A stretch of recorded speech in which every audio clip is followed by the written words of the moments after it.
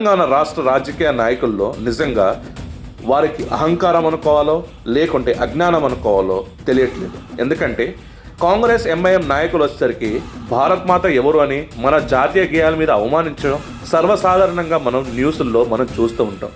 కానీ అనునిత్యం భారత్ మాతకి జై అనే భారతీయ జనతా పార్టీ నాయకులు వాళ్ళు భారతదేశం జెండాని అవమానిస్తుంటే ఎలా చూసుకుంటూ ఊరుకుంటాం? ఈరోజు జెండా స్తంభంపై కట్టి ఉంటుంది, కేవలం ముడి విప్పి ఎగురవేయాలి. కానీ కేవలం ఎంపీ కొండ విశ్వేశ్వరరెడ్డి గారు మాత్రం ఆగస్టు 15 తరహాలో జెండాని కింద నుంచి పైకి లాగి ఆవిష్కరించారు. ఇది ముమ్మాటికి జాతీయ జెండాను, రాజ్యాంగాన్ని అవమానించడమే. నాయకులారా, ఓట్ల కోసం కిలోమీటర్ల కొద్దీ పాదయాత్రలు చేసే ఓపిక మీకుంది, కానీ జాతీయ జెండా నియమావళి చదవడానికి ఒక 5 నిమిషం సమయం లేదా?